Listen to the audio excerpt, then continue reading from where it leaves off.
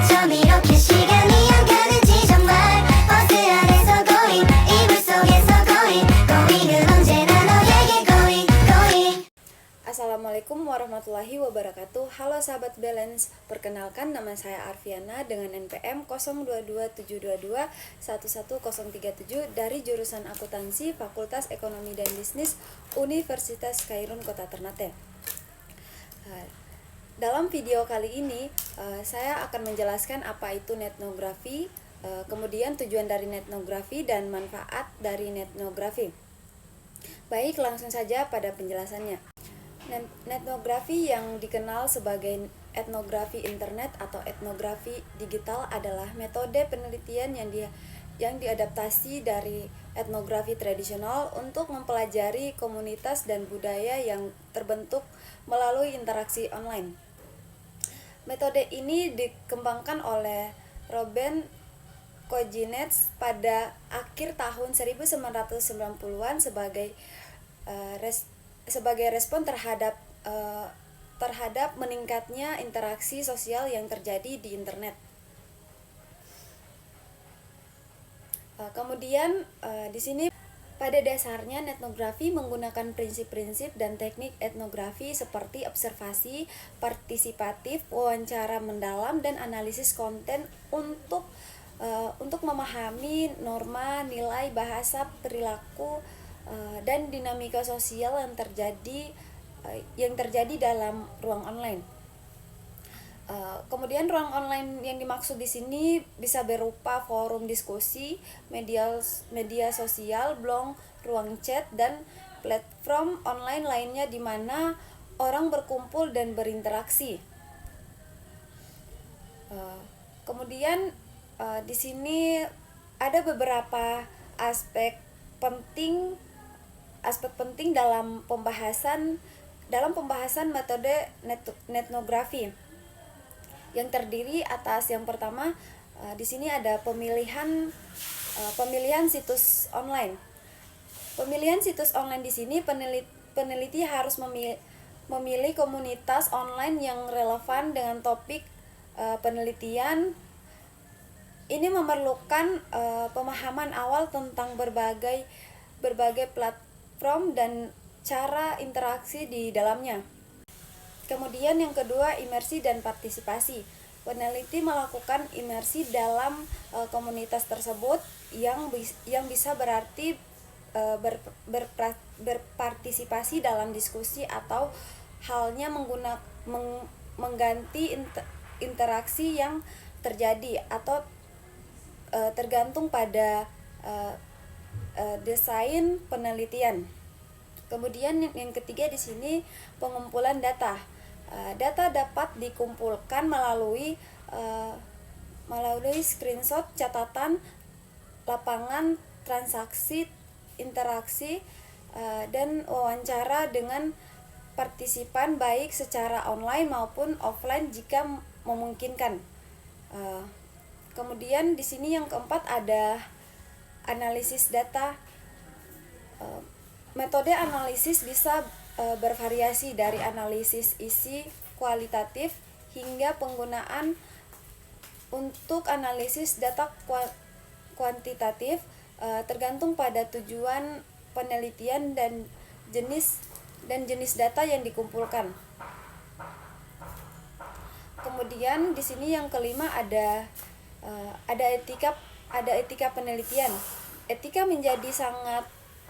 menjadi sangat penting dalam etnografi karena menyangkut privasi dan persetujuan partisipan. Peneliti harus mempertimbangkan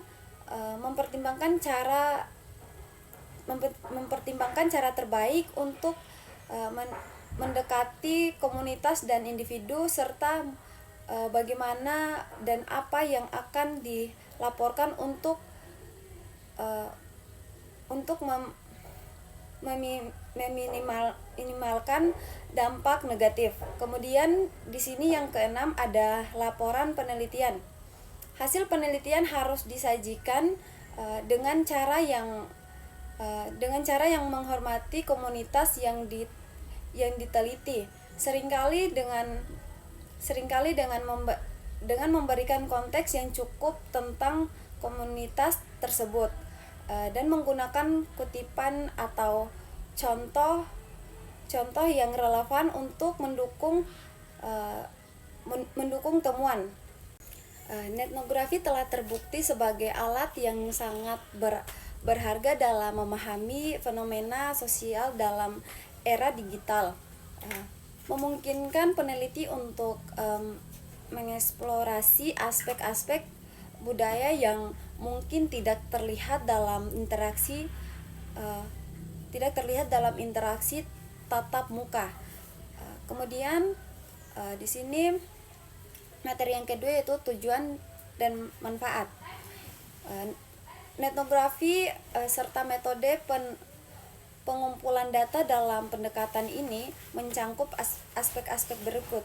Yang pertama di sini tujuan dari netnografi.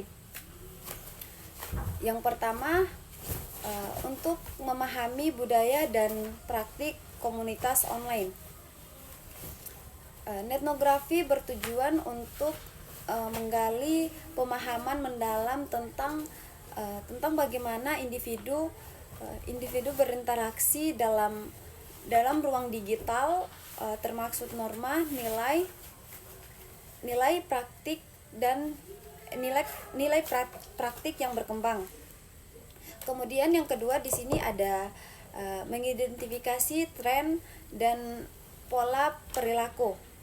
Dengan menggunakan data dari komunitas online, peneliti dapat mengidentifikasi tren dan pola perilaku yang mungkin belum jelas atau diketahui dalam konteks offline.